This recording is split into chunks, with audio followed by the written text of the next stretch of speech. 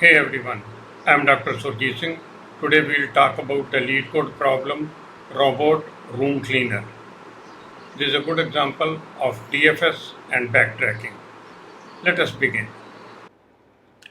We are given a grid in which some of the cells are not accessible. A robot has to move to all accessible cells from its starting position. We are given the robot class, which acts as an interface between hardware and software. In the inset, we can see the statements to create an object of robot class. DFS is the best way to handle such problems. We will use four functions of robot interface, namely move, turn left, turn right, and clean. This room is a 4 by 4 grid in which three cells are not accessible. Robot will move around the remaining 13 cells. Let us start building our DFS approach. The robot will move from a cell to its neighbors in four directions numbered 0 to 3. We will store the visited cells in a set. Initial call to DFS places the robot at the starting position, which is cell 2-1 in this example. Initially, it has up direction. We add the cell in the set named visited, and a robot is directed to clean the cell. We run a loop to get neighbors of this cell in all the four directions. Turn by turn, robot will visit its neighbors in DFS order and come back. Initial direction D is 0. In first iteration, value of new D is same as D. New cell in this direction is 1, 1. Move function of robot is used to move it to the new cell. If the move is successful, robot changes its position and returns true. Otherwise, it stays back at the old cell and returns false. In the first iteration, robot moves to this new cell. In the display, we will draw arrows to keep a visual record of the movements of robot. In the if statement, we call DFS once more with new cell and new ID as its parameters. We save this cell also in visited and ask robot to clean it. We inspect its four neighbors starting with upper cell and move the robot further up. The move statement is successful and returns true. In the if statement, we make another call of DFS. We clean this cell also in the same way and inspect its four neighbors. Its upper neighbor is out of bounds, so robot does not move and returns false. Therefore, statements in the if block are skipped and we turn the robot right. Now we will be inspecting the right of the current cell. In the second iteration of the for loop, new d becomes 1 so that the new cell is 0, 2.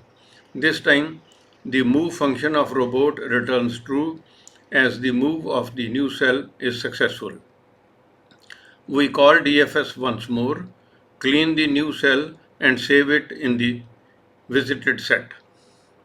Robot direction remains 1. First iteration of for loop targets the cell 0, 3 and the robot returns true after this move. So another DFS starts which cleans the cell. First iteration of loop here points to the boundary, so move function returns false without changing its position. So the if block is skipped and robot turns right. In the second iteration of for loop, new d becomes 2, which points to cell 1, 3. Robot returns true after making this move. Next DFS call adds this cell also in visited. First move from here is a failure due to the red hurdle ahead. The if block is skipped and we rotate the robot right. In the second iteration, new cell becomes 1, 2 where robot moves. We make another call to DFS which adds the cell 1, 2 in visited and cleans it. First three iterations of the loop point to the cells that are already visited and we find a free cell in the fourth attempt. We take 2 steps in this direction and reach the end of the room, and robot takes a right turn to reach 3-1 and cleans it. All the 4 neighbors of this cell are either already visited or forbidden. So robot takes 4 right turns and comes to the original direction without making a move. Its orientation is now same as the one in which it had entered the cell. Present call of DFS now ends and we return to the previous call. In this call, next statement after DFS is go back, which will restore robot back to cell 32. This means that it must move back to the cell that is present at its tail from where it had come. Go back is very simple process. We rotate robot by 180 degrees, move it and rotate it again by 180 degrees to restore the direction to. Now the present value of D is 2 while new D is 3. At this point go back is complete, that is we have restored both cell and direction. Now we execute turn right at the end of this iteration. In the next iteration of the for loop, new D is 0 and the cell there is 2, 2 which is already visited. So robot takes one more turn. In the next iteration, new D is now 1 and the cell there is 3, 3. Robot moves to this cell is successful. So we make another DFS call which cleans it and saves it in the visited set. This is again a dead end for robot. It makes 4 turns but all the 4 moves return false and it comes back to the original direction in which it had entered the cell. At this point DFS ends and robot goes back and makes its 4th right turn in this cell. All the 4 iterations of for loop are over and this call of DFS ends. Next statement of the previous call after DFS is go back, which is followed by right turn of robot. But all the 4 neighbors of this cell are forbidden, so robot completes its 4 turns and comes back to the direction in which it had entered the cell. This DFS also ends, after which there is another go back. These go backs will continue till we reach the cell 0, 1.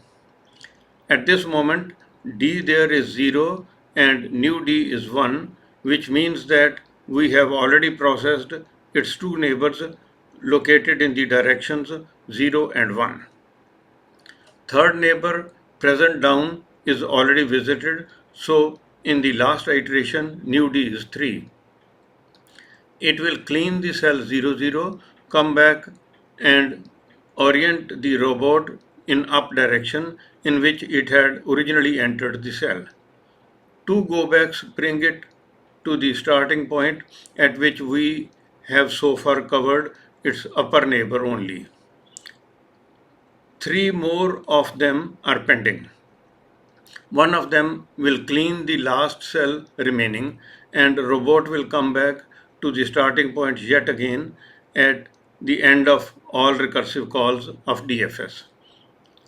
If there are m forbidden cells out of total of n cells, then time complexity is of the order of n minus m because the total time of processing is 4 times the number of available cells.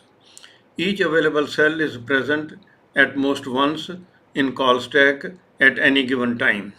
So space complexity is n minus m. Thank you for your time. Hope you can understand how Roomba vacuum cleaners work. Please stay tuned.